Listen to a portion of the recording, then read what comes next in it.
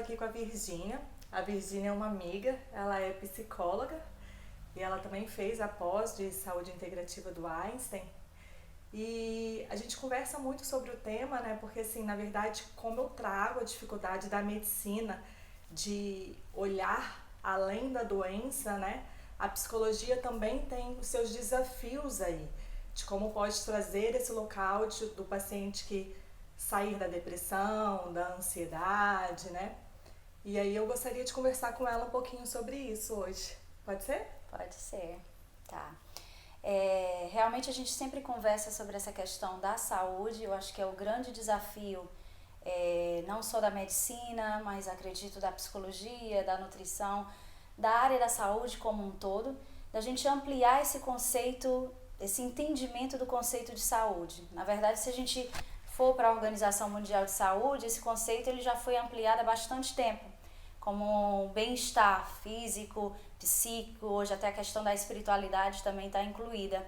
Só que na prática, no dia a dia, a gente ainda vive muito no paradigma de que saúde é ausência de doença. Ou seja, se a gente pensar na área da psicologia, como seria? Você só precisaria, por exemplo, de um psicólogo ou pensar em temas da psicologia se você tiver deprimido, com um transtorno de pânico, um transtorno obsessivo compulsivo, alguma patologia que já te demande de buscar um psicólogo. O meu entendimento, né, pensando nesse outro paradigma, é que na verdade a gente pode sim pensar na medicina, pensar na área da saúde como um todo, na verdade antes, e aí quando eu falo antes, não é nem no conceito de prevenção, porque a prevenção ela previne doenças, é no conceito que ele está além, é um conceito realmente que visa a saúde, que é o conceito de promoção da saúde. O que seria essa promoção da saúde? É você pensar como é que a gente pode, através do autocuidado, através de práticas educativas, buscar a nossa saúde, não quando ela já foi embora, mas sim do que a gente pode estar buscando na condição favorável. Então, como é que seria? Se a gente pensar dentro da psicologia, eu não preciso chegar a um estado de depressão para pensar em buscar a minha saúde emocional. E aí eu gosto muito de utilizar esse termo saúde emocional para fazer uma distinção, que na verdade quando a gente pensa em saúde emocional, a gente está pensando numa perspectiva positiva. Daí eu gosto até de usar, né? Se a gente pensa na perspectiva positiva, a gente teria que pensar, por exemplo, em indicadores positivos de saúde. Não que eu não estou triste, não estou isso, não estou aquilo, mas o que é que eu posso, por exemplo, desenvolver em termos de habilidades pessoais para, nessa prática do autocuidado, eu aumentar a nossa potência de vida, a nossa coerência de vida, essa busca do bem-estar, essa busca de relacionamentos saudáveis, por exemplo, essa busca por emoções positivas, essa busca por realização, essa busca por potência de vida que vai me encher de ânimo, de bem-estar e de saúde. Então, acho que o primeiro ponto seria a gente distinguir esse olhar de que a gente pode sim pensar em práticas, e aí você vem falando, né, a meditação é uma, existem várias práticas complementares, o autoconhecimento, já que eu estou falando muito da área aqui da psicologia, né, do meu campo, eu percebo que, por exemplo, a partir do autoconhecimento é que a gente pode desenvolver essas habilidades para o autocuidado, de quê? De que eu preciso? Quem sou eu? Qual é a minha potência? Qual é o meu talento? Muitas vezes a gente não vive, não está ali numa depressão ou num nível máximo de ansiedade, mas parece que a gente não está ali utilizando a nossa potência, a nossa melhor versão, né? Já que falam tanto desse termo, do que a gente está.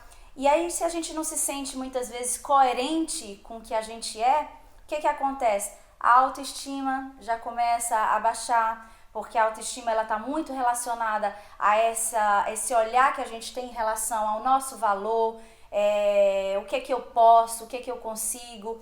E quanto mais a gente estiver coerente e alinhado, mais essa sensação de bem-estar ela vai estar presente na vida da gente. Perfeito, Vi.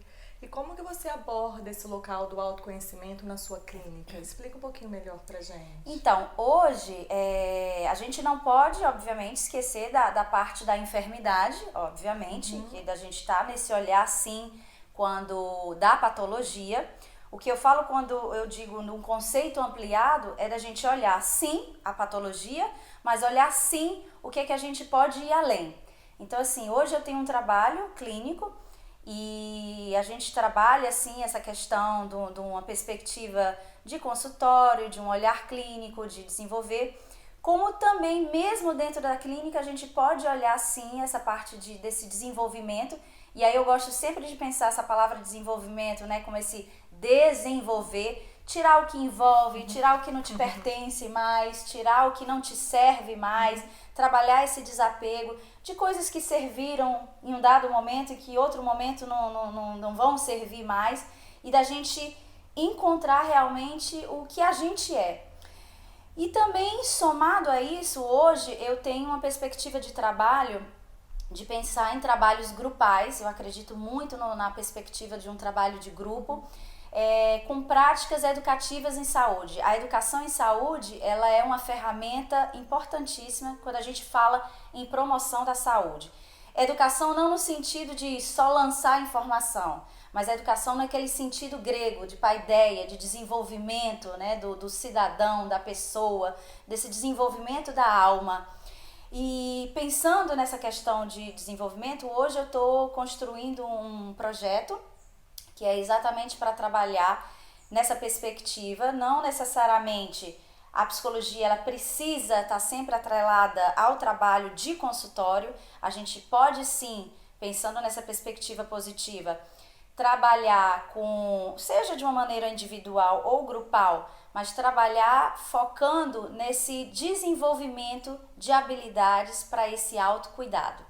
A gente fala muito de cuidar do outro, a nossa cultura está muito voltada a esse cuidado do outro, principalmente os profissionais de saúde, mas pensar em promoção da saúde, a primeira coisa é pensar nesse autocuidado, como eu mesma posso me cuidar. E para a gente se cuidar, a gente precisa saber como. E aí você conhece que eu realmente eu tenho um lado de trabalhar com essa questão do tema das mulheres, desse feminino, e esse programa ele é um trabalho através desse autoconhecimento para o autocuidado. Então ele tem várias etapas. A gente trabalha primeiro esse conhecimento. Esse especificamente é um trabalho de saúde emocional feminina. Então ele vem nessa perspectiva dessa saúde e desse trabalho desse feminino, né, que na verdade é muito mais do que o que a gente associa à mulher. Feminino como essa parte mais da amorosidade, da sensibilidade, dessas potências que a gente às vezes vai deixando de lado nesse corre-corre da vida, desse olhar para dentro. Então seria conhecer quem eu sou, e aí isso eu uso a tipologia das deusas para ajudar também nesse autoconhecimento. Depois que a gente tem essa noção desses diversos papéis, quem eu sou, o que eu sou, quais são as minhas potencialidades, para a gente conseguir estar atuando isso na vida, né? Tá potencializando. Me conta um pouquinho por que você está inserindo esse local, né, das deusas, assim, onde é que entrou esse assunto na sua vida, enfim, como que foi sua história, sua relação com isso, e você unir isso com a psicologia. Tá. Na verdade, assim, tem muitos anos que é um tema que sempre me interessou, essa questão de estudar as culturas, de estudar essa diversidade. Além de psicóloga, né, o meu campo, eu fui para a área da saúde coletiva, que a saúde coletiva é justamente esse olhar somado das ciências humanas no campo da saúde.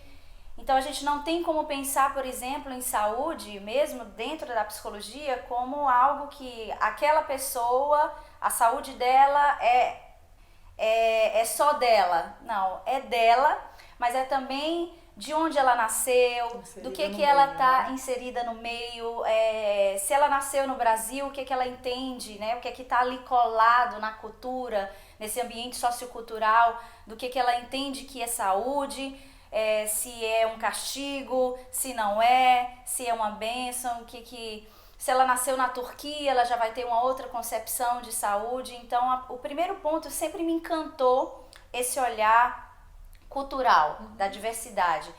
E aí eu comecei realmente estudando os mitos, estudando muito do que se falava, né?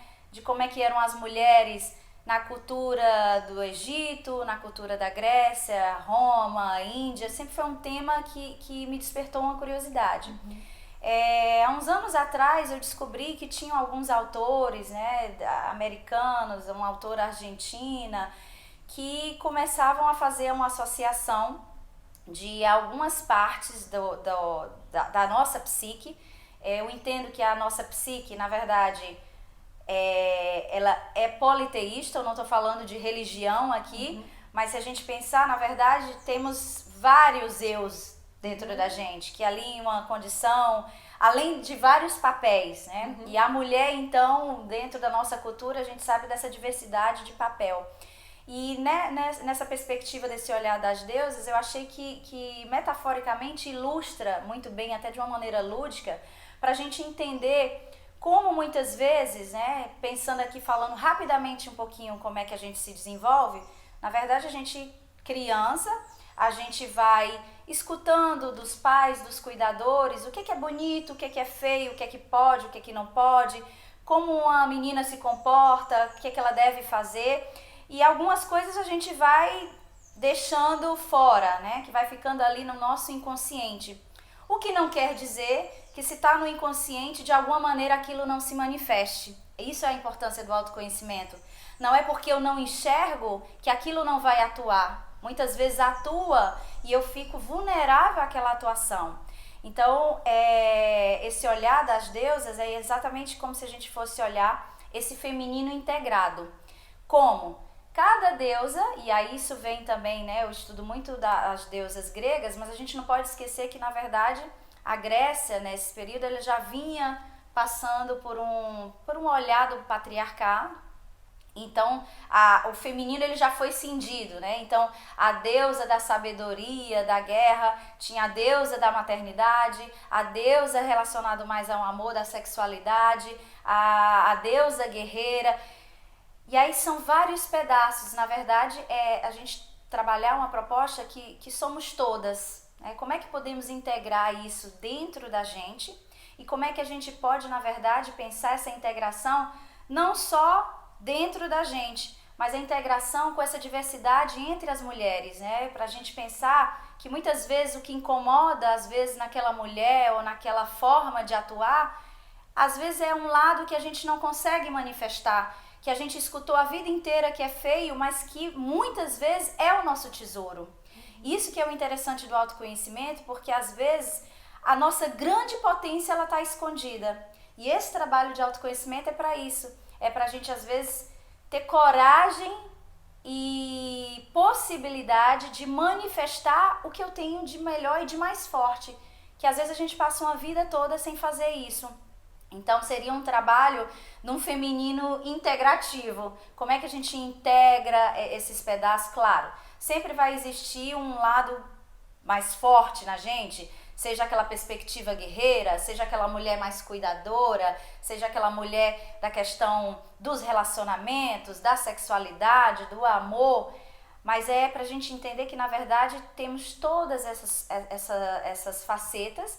E aí, uma coisa que é importante, não pra gente entender que temos que ser maravilhosas em todos esses papéis, porque aí a gente cai naquilo que você sempre fala aí nas suas entrevistas, nas suas palestras, que essa autocobrança não é no sentido para a gente ter mais coisa para se cobrar, porque a gente já tem muito. Virar todas as deusas. Virar todas as deusas, não. É para a gente aprender a dançar com essas deusas. Da gente, eu entendo hoje, se tem uma palavra que eu associo hoje à saúde, é movimento. Quando a gente pensa nas emoções, sentir tristeza, raiva, medo é ruim? Não. A gente precisa se conectar com essas emoções. A gente não deve colar nessas emoções. colar só na tristeza, ou colar só no medo. Colar na alegria, a gente está numa fase maníaca. Então, na verdade, é dançar com as emoções, assim como a gente pode dançar e transitar nessas deusas. Quem eu posso chamar nesse momento? É Afrodite? Nesse momento eu chamo Deméter? Quem é que pode me ajudar com esse tema? É como se cada uma tivesse alguma coisa para nos dizer. É uma maneira, né, até lúdica para a gente trabalhar esses temas de uma forma mais leve, porque a gente pode sim trabalhar coisas profundas de uma maneira leve também. Isso é um ponto interessante, né? Não precisa tudo ser tão sofrido. Claro, tem o mergulho, ele pode trazer esse sofrimento, mas nem tudo precisa ter esse peso todo pra gente transcender, né? Pra gente crescer nesse sentido. Bacana. E como que as suas pacientes, você já faz isso na prática clínica, Sim. já, né, no individual, como elas recebem isso, elas veem? Eu costumo perceber uma aceitação, não faço com todas, né, assim, eu vou sentindo muito qual é o momento, a gente vai conversando, eu sempre explico que eu estou utilizando como uma metáfora para a gente entender, é como se a gente batizasse pedaços. Na psicologia a gente fala muito isso, no momento que a gente nomeia, a gente dá uma borda, a gente consegue visualizar, como a arte-terapia também. No momento que eu modelo uma argila, aquela emoção, aquela angústia que às vezes não é falada, ela tem uma borda. Então é mais fácil olhar, é como se fosse ajudasse nessa compreensão. Quando a gente vai nomeando também alguns pedaços desse feminino, a gente começa a visualizar melhor e a gente tem mais, aumenta a nossa possibilidade de integrar isso de volta. Muitas vezes é aquela parte, às vezes assim, aquela pessoa que passa, tem, por exemplo, um lado Afrodite, que é esse lado do amor, dos relacionamentos, da própria sexualidade, uma coisa muito forte, mas aí cresceu numa família onde aquilo sempre era dito que isso é feio, mulher que se comporta dessa maneira não é adequada, é isso e aquilo. Então aquela parte que é tão importante para ela e é tão forte nela, acaba ficando de canto. E aí ela começa a ter que fazer uma imitação dela mesma, né? Ela vai ser parecida com ela. Então aquilo vai ficando de lado. E quando ela se apropria daquilo de volta, a gente vai percebendo nesse trabalho clínico também esse florescimento de tipo, eu sou isso, eu posso isso, isso me pertence. E aí a questão da segurança, ela vem quase que como embutida nisso, né? Porque a gente se comportar coerente com o que a gente é muito mais fácil do que a gente esconder algum lado da gente. Da mesma maneira a questão da maternidade, né? Se antes, né, as mulheres assim, tem que ficar em casa, tenho que cuidar das pessoas. Hoje parece que a gente vive um outro paradigma de que não pode isso, não pode aquilo, e às vezes aquilo ali é a potência daquela pessoa, né? O grande ponto, o grande desafio que eu gosto sempre de colocar, volto a dizer, é a gente não ficar colada, né? Eu sou só isso e porque aí a gente só vai ter uma perspectiva. A ideia é essa integração. Então, o que eu percebo é que elas recebem muito bem. A gente dá um salto em alguns pontos, né, desse... Normalmente é um trabalho um pouquinho mais lento, que a gente vai... A minha ideia, por exemplo, quando eu trabalho isso em palestra, que foi uma coisa até que me surpreendeu, é como essa questão, mesmo da fala, do tá colocando, isso já dava alguns insights, né? E aí foi perceber que isso também poderia ajudar, talvez não profundamente, mas que já pudesse dar aquele, olha, já eu posso caixinha, ir, né? Exatamente, de abrir a caixinha. Perfeito. E como que você insere isso assim no seu dia a dia, né? Como que é a história da Virgínia com essas deusas, né? Na verdade, assim, eu acho que quando a gente pensa nesses trabalhos, e principalmente qualquer trabalho, né, que a gente faça ou de meditação, ou acupuntura, ou qualquer prática para esse nosso desenvolvimento, eu sempre penso, primeiro na gente. Então, na verdade, assim, antes de pensar, de trazer isso para a clínica, ou trazer para as outras pessoas, eu brinquei muito tempo disso comigo, né? Até para ver como é que... Eu me lembro a primeira vez que eu fui ver quais eram as deusas que estavam mais fortes em mim, e até olhei uma, nossa, é essa? Onde é que ela tá? Então, assim, eu brinco muito com elas, né, assim, dentro de mim. É uma coisa que tem tempos, tem tempo, na verdade, que eu tô com isso comigo. Antes de pensar em qualquer outra pessoa, é uma coisa que realmente eu tô atenta.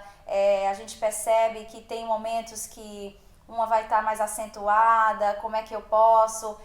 Tem até aquela conversa que parece uma conversa de maluco, mas às vezes eu sempre digo que doses moderadas de loucura serve pra gente não enlouquecer de vez, né?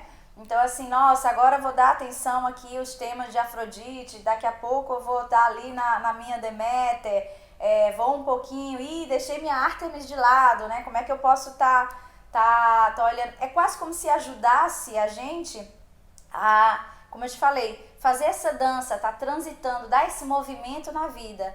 E volta a enfatizar, não pra gente ser perfeita em tudo, mas pra gente pensar nessa integração. Integrar não é sinônimo de perfeição. Não precisamos, né? Até queria que você trouxesse um pouquinho mais sobre isso. Como é que seria o limite aí, né, para essa mulher que escuta você falar sobre isso e ela não cair no local, né, da loucura, né, da cobrança, enfim, e de ficar... Porque, de uma certa forma, isso pode levar, assim, ela querer se dissociar porque vai buscar diversos, né? Sim. Como que ela pode cuidar disso para que isso não ocorra, né? Sim. Aí a gente cai num tema que é a sua cara, que é a questão da autocompaixão. Então, a gente não pode também deslocar essa questão desse olhar para dentro com amorosidade.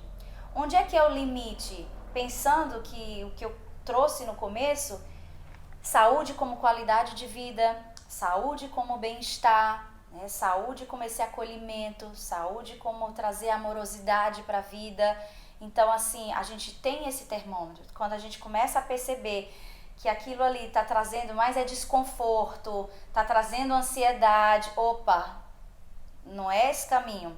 O grande ponto é porque na cultura da gente não é treinado para olhar, para perceber. A gente, quando tá ali naquele ponto que já, caramba, já tô no limite máximo do estresse e tudo, aí tá errado. Não, mas a gente pode começar a observar. Opa, isso aqui tá me dando um desconforto. É de você começar a observar quais são as emoções que estão chegando, quais são as sensações. Então isso é um treino. Eu sempre digo que na verdade a gente é treinado para saber as cores, saber os números, mas a gente não é treinado pequeno nem para saber quais são as nossas emoções básicas.